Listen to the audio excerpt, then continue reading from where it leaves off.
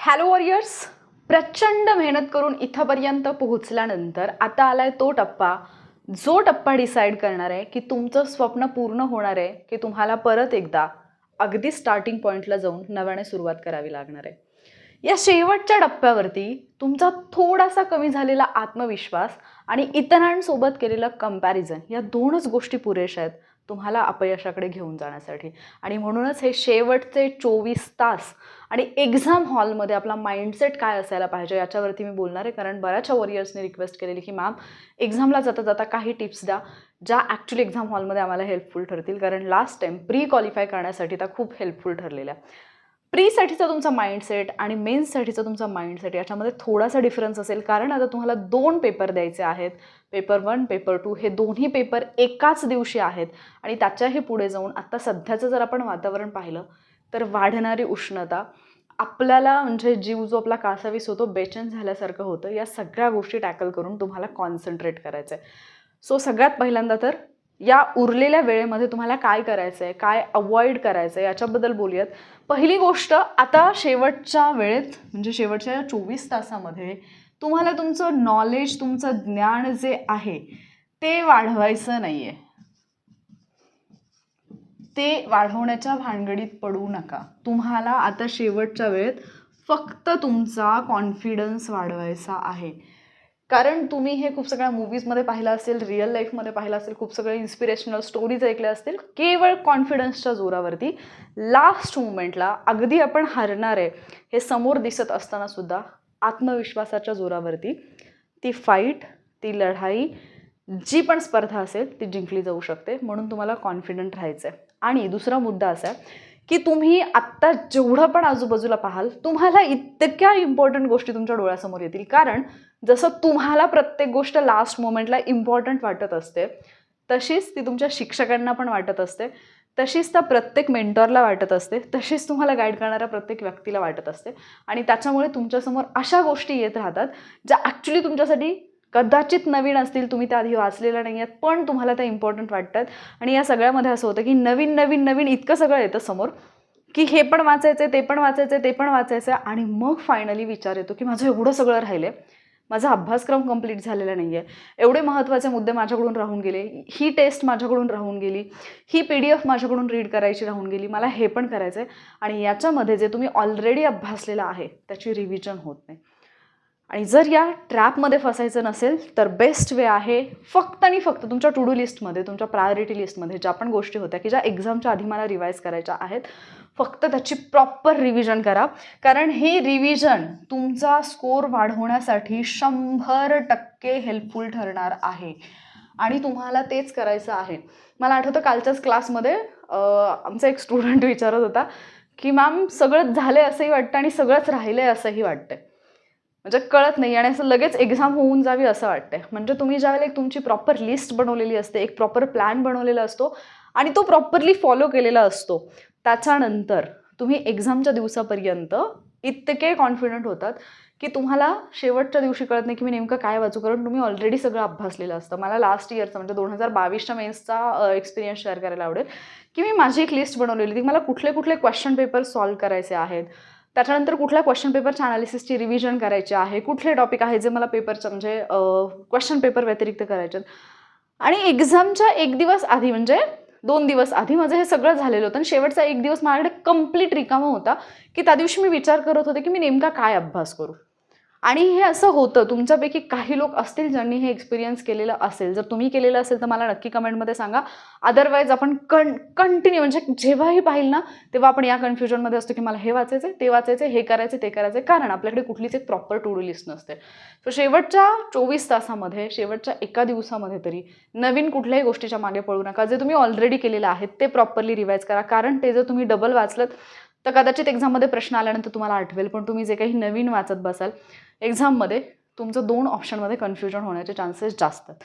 पहिली गोष्ट. दुसरी गोष्ट, जे पण तुमचं एक्झाम किट असेल ना ते प्रायरली म्हणजे आधीच रेडी ठेवा. आता हे एक्झाम किट म्हणजे काय, आयोगाच्या इन्स्ट्रक्शन्सनुसार जे जे डॉक्युमेंट तुमच्याकडे असायला पाहिजेत, तुमचं हॉल तिकीट असेल, तुमचं ओरिजिनल ID प्रूफ असेल, त्याची झेरॉक्स असेल, तुमच्याकडे at least 2 black ball point pen पाहिजे, तर जेल पेन चालत नाही, ब्ल्यू पेन चालत नाही, रेड पेन तर अजिबात चालत नाही, ब्लॅक कलरचाच पेन लागतो. आयोगाने स्पष्टपणे इन्स्ट्रक्शन्स दिलेल्या असतात. त्याच्यामुळे तोच पेन सोबत ठेवा. स्वतःसोबत एक पाण्याची बॉटल ठेवा. कारण सध्या जेवढं पण उष्णता जी वाढत आहे, टेम्परेचर जर तुम्ही पाहिलं तर 40+ आहे, 41, 43+ जात आहे टेम्परेचर, जिथे की आपली हालत खराब होती आहे. आणि अशात तुम्हाला एक्झाम हॉलमध्ये जर 1.5 तास, 2.25 तास बसून राहायचं असेल तर ऑब्व्हियसली तुम्ही थोडंसं म्हणजे डिहायड्रेशन होण्याचे चान्सेस असतात. सो स्वतःची एक वॉटर बॉटल, ज्या गोष्टी तुम्हाला गरजेच्या वाटतात त्या आधीच स्वतःकडे तयार ठेवा. आणि एक्झामला जाण्यापूर्वी त्या बाबतीत निश्चिंत राहणे. तर जाताना इतकी घाई गडबड होते, काहीतरी विसरतं आणि त्याच्यानंतर वाढणारे टेन्शन्स हे एक्स्ट्राचे असतात. सो आधी आयोगाच्या ज्या सूचना आहेत त्या वाचा. ज्या नावाने तुमचं हॉल तिकीट आहे त्या नावाचा ID प्रूफ तुमच्याकडे असायला पाहिजे. त्याच्यानंतर तिसरी गोष्ट आहे ते झोप. आता हा मुद्दा असा आहे की एक्झामच्या आधी तुम्ही कितीही ट्राय केलं तरी एक दिवस आधी झोप लागत नाही लागत. जे म्हणजे बरेचसे मुलं असे असतात, फर्स्ट टाईम मेन्स आहे किंवा खूप एन्झायटी होते, बऱ्याच गोष्टी असतात की ज्याच्यामुळे झोप येत नाही. आणि त्यामुळे एक टेन्शन येतं की जर माझी रात्री झोप पुरेशी नाही झाली तर उद्या एक्झाम हॉलमध्ये मला झोप लागेल का, मग तिथे मला आठवणार नाही का, मग तिथे मला खूप असं कन्फ्युजन होईल का. कारण आपण हे ऐकलेलं असतं की झोप जर पुरेशी नाही झाली तर आपलं सगळं विस्मरणात जातं वगैरे. पण लक्षात घ्या की तुम्ही जी एक्झाम देताय, कुठलीही एक्झाम असेल, तुम्ही आदल्या दिवशी अख्खी रात्र जरी नाही झोपलात तरी पेपरच्या त्या 1 तासामध्ये तुम्हाला अजिबात झोप येत नाही. त्यामुळे जरी तुम्ही झोपण्याचा निश्चितपणे प्रयत्न करा. पण जर झोप नाही आली तर त्याचं इतकं टेन्शन घेऊ नका की त्या टेन्शनमुळे अभ्यासावरती किंवा एक्झाम हॉलमध्ये परिणाम होईल. झोप नाही आली तरी सकाळी फ्रेश होऊन स्वतःला सांगायचं की ठीक आहे, आजचा पेपर झाल्यानंतर रात्री मी निवांत झोपणार आहे, मला पेपरमध्ये झोप येणार नाही आहे. नाही तर मी खूप मुली असे पाहिलेत की जे घाबरतात की मॅम रात्री झोप नाही झाली, मग आता मला भीती वाटते की मला एक्झाम हॉलमध्ये झोप येईल. नाही येत झोप. तुम्हाला कदाचित उत्तरपत्रिका हातात आल्यानंतर क्वेश्चन पेपर हातात येईपर्यंतचा जो वेळ असतो त्याच्यामध्ये झोप येईल. पण ज्या वेळेला 11ची बेल पडेल, ज्यावेळेला दुपारच्या पेपरची बेल पडेल ना, त्या 1 तासामध्ये झोप नाही येणार. तुमचा मेंदू तुम्हाला झोपूच देणार नाही, जसं त्याने आदल्या रात्री झोपू दिलेलं नाही आहे. पण तरीसुद्धा पुरेशी 6-7 तासांची झोप घेण्याचा प्रयत्न करा. झोप येत असेल बेटर, जर नसेल येत तरी पण सांगते की टेन्शन घेऊ नका फारसं. ठीक आहे. त्याच्यानंतर पुढची गोष्ट येते एक्झाम हॉलमध्ये गेल्यानंतर. या काही गोष्टी आहेत ना, खूप छोट्या छोट्या गोष्टी आहेत, पण या इतक्या इम्पॉर्टंट आहेत. प्रीचे रिझल्ट केलेले पाहिलेत मी या एका गोष्टीमुळे. मुलांचे अभ्यास आहे, क्वेश्चन पेपर सोडवले, टेस्ट सिरीज दिली आहे, टेस्ट सिरीजमध्ये स्कोअर चांगला आलाय, कॉन्फिडंट आहेत सगळे.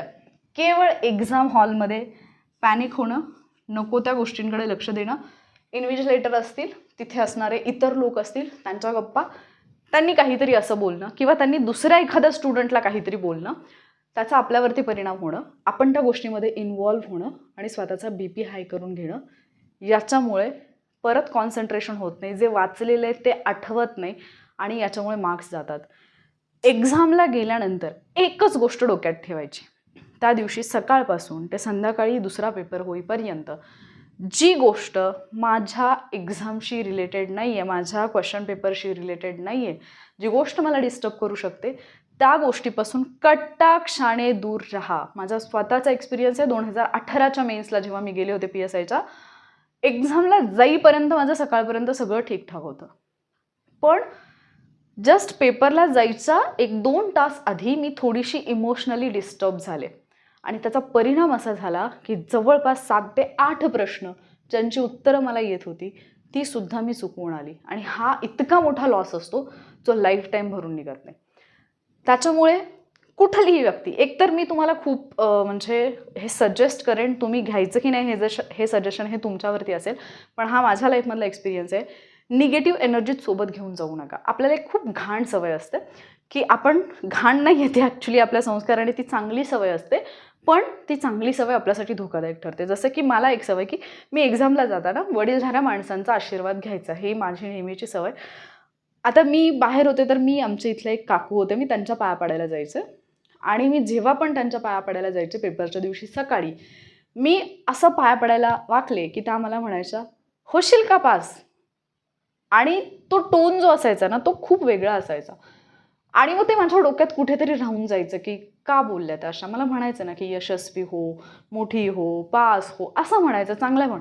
ती निगेटिव्ह एनर्जी घेऊन मी एक्झामला जायचे. आणि मला आठवतं की जेव्हा मी फर्स्ट टाईम एक्झाम क्रॅक केली त्यावेळेला मी त्यांच्या पाया पडले नव्हते. ऑनेस्टली ज्या गोष्टी तुमच्या मनावरती, तुमच्या विचारांवरती निगेटिव्ह इम्पॅक्ट टाकतात, ज्या व्यक्ती, जी पण गोष्ट अशी असेल त्याच्यापासून कटाक्षाने एक्झामच्या बाबतीत म्हणजे एक्झामच्या दिवशी त्या वेळेमध्ये दूर राहण्याचा प्रयत्न करा. कारण ह्या गोष्टी तुम्हाला डेफिनेटली एक्झाममध्ये ना आपल्या माइंडसेटवरती परिणाम करतात. कुठे ना कुठेतरी सबकॉन्शियसमध्ये त्या गोष्टी राहून जातात. तुम्हाला एखादी व्यक्ती जर असं म्हटलेली असेल की तू पासच नाही होऊ शकत, फार क्वचित लोक असतात जे असा विचार करतात की तो बोलला ना मी करूनच दाखवेन. पण बरेचसे लोक असे असतात की तो बोललाय आणि नाहीच झालं तर काय. यशस्वी होण्याच्या जिद्दीपेक्षा अपयशी होण्याची भीती त्यावेळेला मोठी होते आणि मग ती भीती तुम्हाला पुढे जाऊ देत नाही. त्यामुळे निगेटिव्ह लोकांपासून दूर राहा. ज्या देवतेला मानता, आईवडिलांचा मनापासून आशीर्वाद घ्या. जवळ राहत नसतील मनापासून घ्या, जवळ असतील तरीसुद्धा फक्त पाया पडा. कोणाशी कुठल्याही गोष्टी डिस्कस करू नका एक्झामच्या दिवशी, कारण या निगेटिव्ह एनर्जीज खरंच काम करतात आपल्यावरती. ठीक आहे. त्याच्यानंतर पुढची गोष्ट येते एक्झाम हॉलमधलं जे मी पॉईंट बोलायचं राहिला. तिथे जे काही होतंय ना, म्हणजे तिथे गेलात तुम्ही, तुम्हाला सांगितलं की एक्झाम हॉलच्या बाहेर चप्पल काढा. गुपचूप चप्पल काढायची आणि आतमध्ये जायचं. मी का काढू मग नाही असं तर रूल्समध्ये लिहिलेलं नाही. अजिबात तिथल्या लोकांशी वाद घालायचा नाही कुठल्याच गोष्टीवरती. बॉटल न्याल, ट्रान्सपरंट न्या, त्याच्यावरती जे रॅपर असतं ते काढायला सांगतील, चुपचाप काढा. मी खूप मुलांना पाहिलं की तिथे जाऊन वाद घालत बसतात की नाही हे असं तुम्ही कसं म्हणता, हा रूल तुम्ही कसा लागू केला. मेंटली इतके डिस्टर्ब होतात. तुम्हाला शांत होता येत नाही परत एक्झामच्या टायमिंगपर्यंत. लक्षात ठेवा, इतक्या लाखोंच्या गर्दीतून तुम्ही पुढे आलेले आहात एक टप्पा पार करून. कुठल्या तरी छोट्याशा चुकीमुळे ही संधी हातची वाया घालवू नका. फर्स्ट टाईम एक्झाम असेल तरीसुद्धा सांगते, पॅनिक अजिबात करू नका. ज्या इन्स्ट्रक्शन्स दिल्या जातात त्या प्रॉपरली ऐका, त्या प्रॉपरली फॉलो करा. याच्या त्याच्या भानगडीत पडू नका. त्याच्यानंतर पुढची गोष्ट येते, पेपर सोडवायला लागल्यानंतर एकच गोष्ट डोक्यात ठेवायची, जे मला 100% माहिती आहे, ज्याचं उत्तर मला 100% येते, असा एकही प्रश्न माझा नाही सुटला पाहिजे. भले असे प्रश्न 50च असू देत, पण ज्याचं उत्तर मला 100% माहिती आहे ना, असे सगळे प्रश्न सुरुवातीला सोडून घ्यायचे. तुमच्या एक्झामचा जवळपास 70% टाईम जो आहे तुम्हाला मिळालेला, त्याच्यापैकी 70% टाईम या प्रश्नांसाठी द्यायचा ज्याची उत्तर तुम्हाला 100% माहिती आहेत. ती उत्तरं सगळी सोडवून घ्यायची. त्याच्यानंतर दुसरी गोष्ट, काही पार्ट असा असेल जो तुम्हाला थोडासा कन्फ्यूज करणार असेल, 2 ऑप्शनमध्ये कन्फ्युजन असेल. आत्तापर्यंत टेस्ट सोडवताना जी पण टेक्निक फॉलो केली आणि ज्या टेक्निकनी तुम्हाला माहिती आहे की ही टेक्निक वापरल्यानंतर माझा गेस करेक्ट येतो, तुम्ही तेवढं केलेला असतो अभ्यास, ती टेक्निक तिथे लावण्याचा प्रयत्न करायचा. फर्स्ट इंट्युशन जे येतं ना, क्वेश्चन वाचल्या जे फर्स्ट इंट्युशन येतं ना की याचं उत्तर हे असेल, 99% तेच त्याचं करेक्ट आन्सर असतं.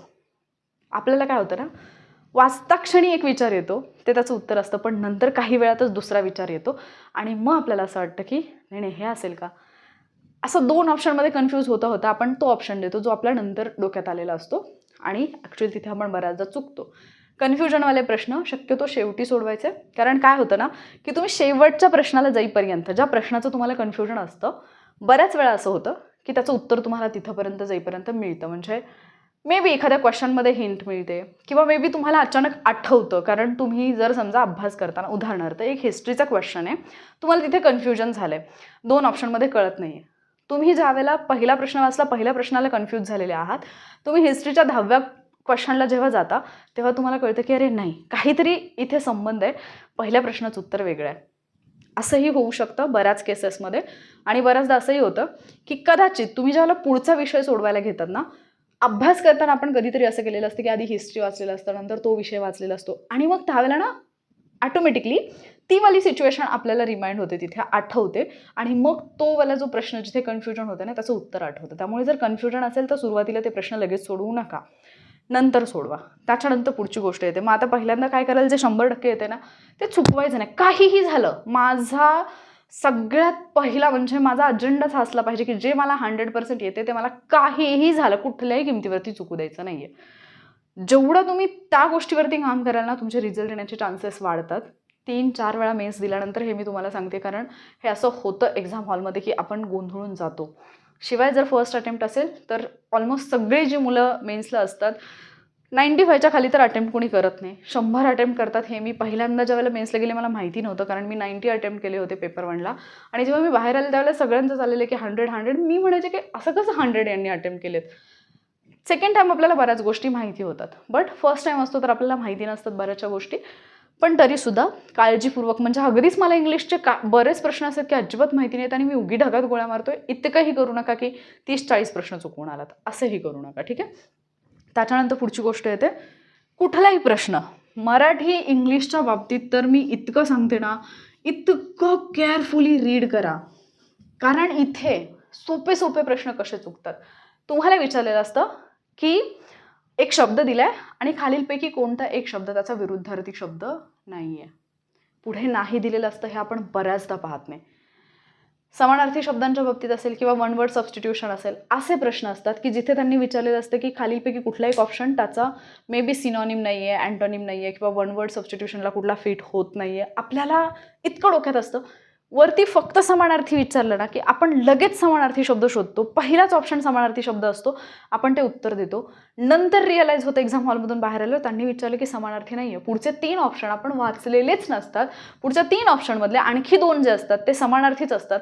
चौथा किंवा तिसरा कुठला तरी एक असतो जो समानार्थी नसतो आणि ते त्या प्रश्नाचं उत्तर असतं. आणि हे खूप उशिरा रिअलाइज होतं. हे माझ्या बाबतीत झालेलं आहे. इव्हन मी जेव्हा प्रॅक्टिस टेस्ट सोडवते ना, तेव्हा तर माझ्या बाबतीत हे खूप वेळा झालं की म्हणजे सरळ टॉपिक वाईज सोडवताना ना विरुद्धार्थी शब्द सरळ मी विरुद्धार्थी शब्द सोडवत गेले. नंतर अरे 4 प्रश्न चुकले. कसे काय चुकले? कारण त्यांनी विचारलं की म्हणजे सगळे जे आपण विरुद्धार्थी शब्द करतोय तिथे त्यांनी विचारले कुठला विरुद्धार्थी नाहीये आणि आपण विरुद्धार्थी आहे हे करून आलोय.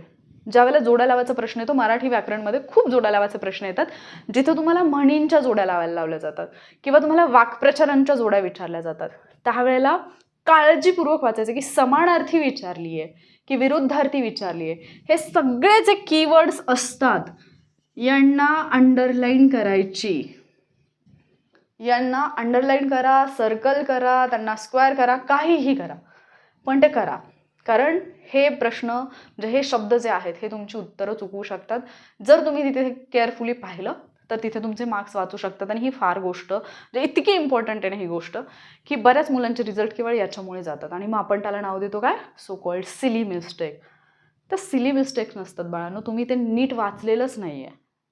आणि मग जर ती सिली मिस्टेक असेल तर हा मूर्खपणा आपण कधीतरी सुधारायला पाहिजे. कारण आपल्याला प्रशासनात जायचं आहे, अधिकारी व्हायचं आहे. ही एक एक्झाम तुमचं अख्खं भविष्य ठरवणार आहे. फक्त तुमचं नाही, तुमच्या अख्ख्या फॅमिलीचं भविष्य ठरवणार आहे. म्हणजे तुम्ही त्या बाबतीत किती केअरफुल असायला पाहिजे.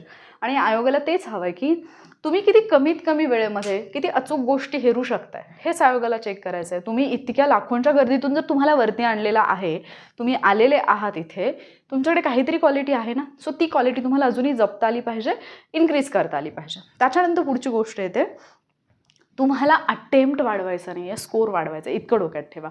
खूप मुलांच्या बाबतीत मी हे पाहिलेलं आहे की अटेम्प्टवरती इतका फोकस आहे की मॅम अटेम्प्ट किती करू, मग मॅम मेन्सला 100पैकी 100, दोन्ही पेपरला 200 प्रश्न सोडून येऊ का. मेन्सचा पेपर 2 मी हातात घेतला. पेपर पाहिल्यानंतर मला कळतंय की समजा पहिले प्रश्न मॅथ्स रिजनिंगचे आले, त्याच्यानंतर करंट अफेअर्स आले, परत मॅथ्स रिजनिंग आले, त्याच्यानंतर लॉचे प्रश्न आलेत. हा जो काही पॅटर्न आयोगाने 2 वर्ष फॉलो केलेला आहे, सेम त्या पॅटर्नमध्ये प्रश्न आलेत. माझ्या लक्षात आले मॅथ्स रिजनिंग यार भयानक कठीण जाते, जेव्हा की माझी प्रॅक्टिस भरपूर आहे. करंट अफेअर्स यार 10 प्रश्न मला कळलेच नाही. मला समजले की पेपर डिफिकल्ट आहे. लक्षात ठेवायचं, आपल्याला डिफिकल्ट वाटतोय ना, सगळ्यांना तो डिफिकल्ट वाटत असतो. आणि जर मला तो पेपर डिफिकल्ट वाटत असेल आणि तरीही जर माझ्या डोक्यात हे फिक्स असेल की मला 100च अटेम्प्ट करायचे आहेत, स्कोर 100% कमी येणार आहे. मला अटेम्प्ट वाढवायचा नाही आहे, मला स्कोर वाढवायचा आहे. आणि स्कोर वाढवण्यासाठी माझी ॲक्युरसी मॅटर करते. आणि ॲक्युरसी वाढवण्यासाठी मी किती काळजीपूर्वक प्रश्न वाचत आहे. भले माझे 100 नाही अटेम्प्ट झाले, 90 अटेम्प्ट झाले, पण ते 90 मी किती केअरफुली अटेम्प्ट केलेत हे मॅटर करतं. त्या गोष्टीवरती थोडंसं लक्ष द्यायचं आहे तुम्हाला. ठीक आहे, ब्लाइंड गेस करायचा नाही. करायचं ज्यावेळेला खूप रिस्क घेणं गरजेचं वाटतं त्यावेळेला, पण ते पेपर पाहून ठरवायचं. डोक्यात फिक्स आकडा ठेवून जाऊ नका. मराठी इंग्लिशला ठीक आहे की तुम्ही 100पैकी 100 अटेम्प्ट केलेत, काही प्रॉब्लेम नाही, बट GSच्या पेपरला काळजीपूर्वक अटेम्प्ट करा.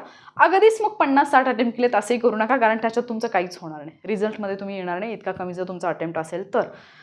त्याच्यानंतर जी मी गोष्ट आत्ता या पॉईंटसोबतच बोलली की समजा पेपर मला हार्ड वाटतोय, पॅनिक व्हायचं नाही. बिलकुल पॅनिक व्हायचं नाही, कारण खूप मुलं इथे ही चूक करतात की पहिले 10 प्रश्न अवघड वाटले, झालं माझी एक्झामच हातातून गेली तिथेच.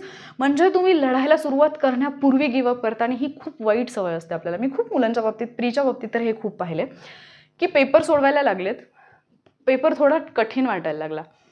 शेवटी सोपे प्रश्न आहेत, पुढचे सगळे विषय सोपे आहेत, पण सुरुवातीला कठीण प्रश्न जर आले, डिसाईड करून टाकतात की झालंय, आपली ही कंबाईन हातातून गेली आहे. किती वेळात माहिती का? पहिल्या 5 ते 10 मिनिटात डिसाईड करतात ही कंबाईन गेली आपली. आणि मग ते काय विचार करतात, जो पर्याय दिसेल म्हणजे जो वाटेल गोल करत चला, जो दिसेल त्याला गोल करत चला. हे करू नका. 100व्या प्रश्नाला जाईपर्यंत तुम्ही लढाई हारलेले नाही आहात, हे तुमच्या लक्षात असलं पाहिजे. जिथे मला 100% माहिती आहे ते प्रश्न आधी का सोडवायचे आहेत, कारण हेच प्रश्न आहेत जे प्रश्न माझा कॉन्फिडन्स तिथे बिल्ड करणार आहेत. तेच प्रश्न आहेत जे मला सांगणार आहेत की अरे तुला तर सगळं येतंय, तुझ्यासाठी तर क्वेश्चन पेपर इझी आहे. कारण जर सुरुवातीचे 10 प्रश्न अवघड गेले ठीक आहे, तो विषय तुम्हाला जर पहिले 2-3 प्रश्न वाचून असं वाटलं ना की हे थोडं आवाक्याबाहेरचं, तो सब्जेक्ट स्किप करा, पुढच्या सब्जेक्टला जा. दुसऱ्या सब्जेक्टमध्ये पण सेम तुम्हाला फील आला की पहिले 3-4 प्रश्न अवघड आहेत, तो सब्जेक्ट पण स्किप करा, पुढच्या सब्जेक्टला जा. लक्षात येईल की पुढचे तर 3-4 सब्जेक्ट एकदम इझी आहेत. ते 3-4 सब्जेक्ट जेव्हा तुम्ही त्याचे क्वेश्चन सोडवाल ना, तुम्हाला एवढा कॉन्फिडन्स येईल की येस, आपल्या हातात आहे ही एक्झाम, आपल्या आवाक्यातला हा पेपर आहे. आणि मग जे क्वेश्चन तुम्हाला अवघड पण वाटतात ना, ते क्वेश्चन, त्या क्वेश्चनकडे पाहण्याचा तुमचा दृष्टिकोन बदलतो. तुम्ही ते खूप चांगल्या पद्धतीने टॅकल करू शकता आणि तिथे तुमची ॲक्युरसी, तुमचे बरोबर येण्याचे चान्सेस हे वाढतात. त्याच्यामुळे पेपरमधला जो इझीवाला पार्ट आहे तो फाइंड आउट करून तो सोडवण्याचा प्रयत्न करायचा. काही मुलांचं म्हणणं असतं की मॅम एवढा वेळच नसतो, एवढा वेळच पुरत नाही. अरे तुम्ही प्रॅक्टिसच त्या पद्धतीने केलेली नाही आहे. हे सगळं आधी करायचं असतं. मग ज्याने प्रॅक्टिस केली आहे ना, त्याचा आपोआप बरोबर 60 मिनिटांमध्ये पेपर होतो. आयोगाने तुमच्यासाठी अशी एखादी गोष्ट अशक्य असं कोणी नाहीच आहे का जगात किंवा अख्ख्या महाराष्ट्रात की ज्यांनी तो पेपर 60 मिनिटांमध्ये सोडवलेला नाही आहे. आहेत ना मुलं, आलेत ना रिझल्ट मुलांचे. तुम्हाला ती अशक्य का वाटते? कारण तुम्ही तिला अशक्य बनवताय. सो तुमचा अप्रोच जो आहे तो थोडासा तिथे बदला. त्याच्यानंतर शेवटची 10 मिनिटं ही इतकी खराब असतात ना, बापरे बाप. या लास्ट 10 मिनिट्स, त्याच्यापेक्षाही शेवटचे 5 मिनिट्स, इथे तुम्हाला खूप काळजीपूर्वक गोष्टी करायच्यात. कारण बऱ्याचदा काय होतं ना, शेवटच्या 10 मिनिटांमध्ये आपल्याला असं वाटतं की मी प्रश्न न वाचता डायरेक्ट धडधड गोल करत जावे, अंदाजे. मग माझं लकी लेटर कुठलं आहे, ए आहे, बी आहे, सी आहे की डी आहे, माझ्या लाईफमधल्या फेवरेट पर्सनचं नाव कुठल्या लेटरने सुरू होते, त्याने उत्तरं द्यायची. मग ते काय ते अक्कड बक्कड बंबेबो करायचं आणि उत्तरं द्यायची. असे प्रकार करतात मुलं. तुम्ही हसाल पण सिरियसली करतात काही मुलं असे प्रकार. प्रीला तर सर्रास करतात. हे करायचं नाही. शेवटच्या 10 मिनिटांमध्ये पॅनिक नाही व्हायचं. शांतपणे मे बी तुम्ही मॅथ्स रिझनिंगकडे जा, एखादं गणित ज्याला थोडा वेळ लागत होता त्याचं कॅल्क्युलेशन करा, त्याची उत्तरं द्या. पण ॲक्युरसी कशी राहील याच्यावरतीच्या शेवटच्या 5 मिनिटांमध्ये धडाधड गोल करत गेले असे करू नका. अटेम्प्ट थोडा म्हणजे 100पैकी 100च झाले पाहिजेत पेपर 2ला, पेपर 1ला झाले पाहिजेत, पेपर 2ला असा अट्टहास करू नका. ॲक्युरसीवरती लक्ष द्या. त्याच्यानंतर शेवटची गोष्ट येते, पहिला पेपर झाला तुमचा, पेपर 1 झाला. पेपर 1 झाल्यानंतर पेपर 2ला जो तुमचा वेळ आहे, पहिल्या पेपरचं पोस्टमॉर्टम करत बसू नका. बिलकुल डिस्कस करू नका. पेपर 1 हार्ड होता, इतका अटेम्प्ट झाला, मग हावाला प्रश्न यावर्षी आला होता. पेपर 1 तुम्ही दिला, त्याचा आणि तुमचा संबंध त्या दिवसासाठी संपला. 12 वाजता तुमच्या डोक्यात फक्त पेपर 2साठी काय करायचं हे असायला पाहिजे. आणि तो जो काही मधला वेळ तुम्हाला मिळेल त्या वेळेमध्ये जे काही पॉईंट्स, ट्रिक्स तुमच्याकडे लिहिलेले असतील ते थोडेफार रिवाईज करा.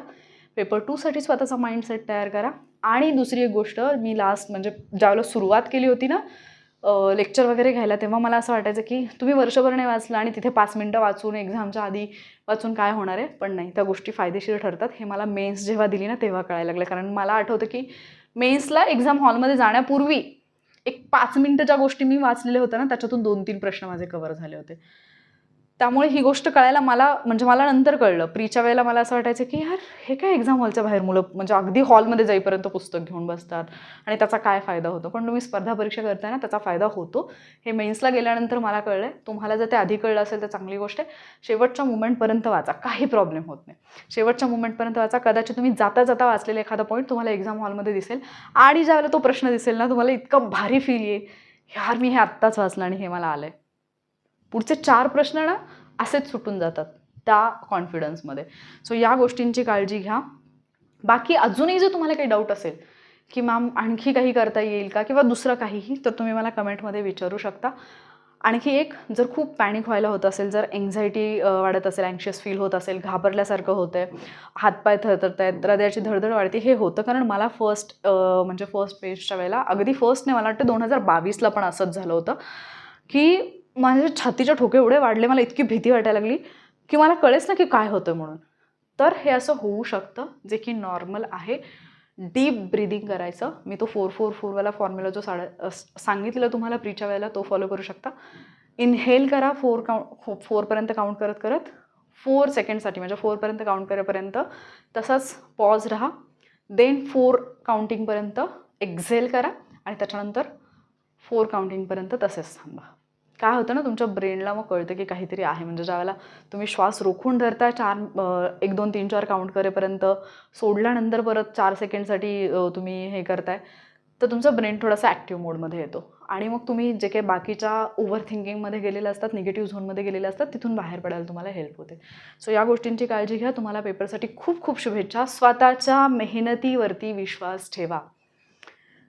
सगळी दुनिया एका बाजूला, कोणी काय केलं आहे, कोणी टेस्ट सिरीजला किती स्कोर आला आहे, कोण कुठल्या अकॅडमीमध्ये टॉपर आला आहे, कोणी काय केलं आहे, कोणाची हिस्ट्री काय आहे, याने तुमचा रिझल्ट ठरत नाही. तुम्ही काय केलेलं आहे, तुम्ही किती अभ्यास केलेला आहे, तुम्ही त्या एका तासामध्ये काय करणार आहात, ही गोष्ट तुमचा रिझल्ट डिसाईड करणार आहे. आणि अजूनही सांगते, खूप लोक मी पाहिलेली आहेत, एक्झामच्या आधी फॅमिली प्रॉब्लेम्स, कोणाशी तरी भांडण झाले, कोणीतरी टॉन्ट मारलाय, त्यांनी माझं मन दुखावलं, तिने माझ्या भावना दुखावल्या, या गोष्टींचा परिणाम पेपरवरती होऊन देतात. लक्षात ठेवा, ही एक्झाम देण्यासाठी तुम्ही आत्तापर्यंत इतक्या गोष्टींचा त्याग केला आहे, हे तुम्हाला फक्त माहिती आहे की तुम्ही काय काय सॅक्रिफाईस करून इथंपर्यंत आलाय. हे दुसऱ्या जगातल्या कुठल्याच माणसाला माहिती नाही, कुठलाच माणूस समजू शकत नाही. जर त्याने हे केलेलं असेल तरच त्याला माहिती असेल, अदरवाईज त्याला हे माहिती नाही आहे. त्याच्यामुळे कोणाकडूनही अपेक्षा ठेवू नका. स्वतःसाठी स्वतः उभे राहा. जे लोक तुम्हाला डिस्टर्ब करतात, कटाक्षाने एक्झामपर्यंत, एक्झाम होईपर्यंत त्या गोष्टींना दूर ठेवा. मॅरिड मुलींना सांगते, नवऱ्याशी भांडण, सासूशी भांडण, सासऱ्याशी भांडण, काहीही असेल, या गोष्टींना तुमचा पेपर, सेकंड पेपर देऊन बाहेर पडेपर्यंत त्या गोष्टींना आयुष्यामध्ये, डोक्यामध्ये, विचारांमध्ये थारा देऊ नका. जी गोष्ट तुमच्या आणि तुमच्या ध्येयाच्या आड येते, त्या गोष्टीला तुमच्या विचारात, तुमच्या आयुष्यात, तुमच्या भावनांमध्ये अजिबात जागा द्यायची नाही. ॲटलिस्ट तुमची ही एक्झाम होईपर्यंत तरी. जे पण टेन्शन्स असतील त्या टेन्शनला म्हणा, पेपर झाल्यानंतर 4 नंतर भेटू, स्पष्टपणे. तुम्हाला कोणी मूर्ख म्हणते, हां ठीक आहे, मूर्ख म्हणायचं सोडून द्यायचं. हे केल्याशिवाय तुमचं काहीही होणार नाही. तुम्ही जेवढे ओव्हर थिंकिंग कराल तेवढं तुम्ही निगेटिव्हमध्ये जाल. ठीक आहे, या गोष्टींची काळजी घ्या. खूप खूप शुभेच्छा. मला विश्वास आहे तुम्ही पास होणार आहे, कारण तुम्ही प्रामाणिकपणे मेहनत घेतली. तो विश्वास स्वतःवरती दाखवा आणि लढा, सरेंडर करा. 100% विजयी व्हाल. शुभेच्छा. लवकर भेटूयात पुढच्या व्हिडिओमध्ये. आणि हां, जर काही डाऊट असेल तरीही एक्झामपर्यंत कमेंट बॉक्समध्ये विचारू शकता. मी रिप्लाय देण्याचा नक्की प्रयत्न करेन. थँक्यू.